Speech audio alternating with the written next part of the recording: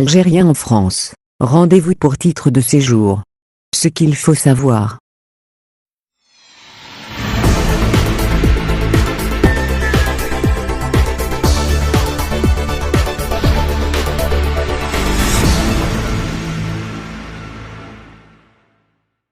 Le déconfinement en France a permis à certaines administrations de reprendre leurs services.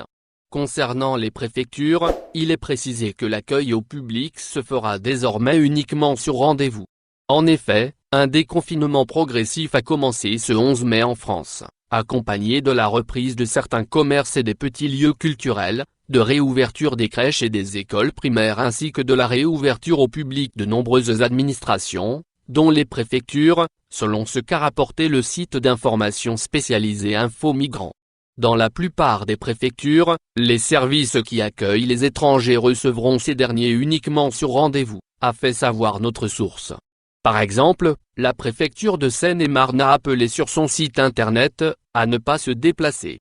Compte tenu du contexte sanitaire, l'accueil des demandeurs de titres de séjour en préfecture ou sous-préfecture sera limité uniquement aux usagers munis d'une convocation de rendez-vous à une date qui sera précisée ultérieurement, a précisé l'administration.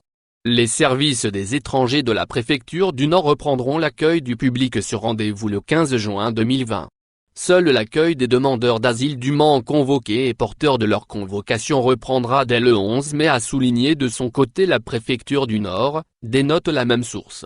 L'accueil du public relevant du droit au séjour ne reprendra qu'au courant de juin prochain. Aucun accueil ne sera assuré le 11 mai et les jours suivants, a indiqué la préfecture de police à Paris, invitant les concernés à consulter régulièrement le site d'information de la préfecture pour prendre connaissance de la date de réouverture et des nouvelles modalités de réception du public.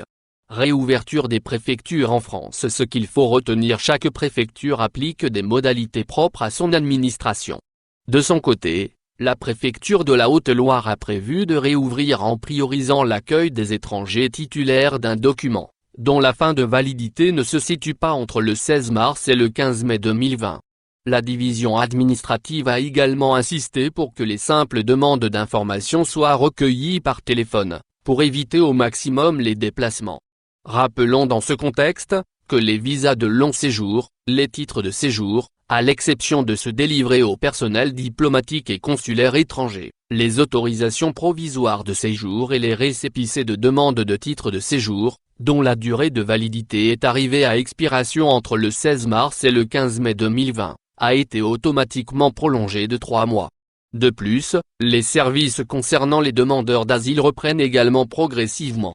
L'Office français de l'immigration et de l'intégration, OFII, a priorisé la reprise des enregistrements des demandes d'asile en région parisienne, Île-de-France, plus précisément pour les personnes dites vulnérables, femmes, familles, personnes avec un handicap, etc.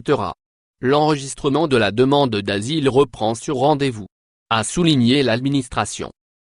Au final, n'oubliez pas de vous abonner à la chaîne et appuyer sur la cloche pour recevoir toutes les nouvelles.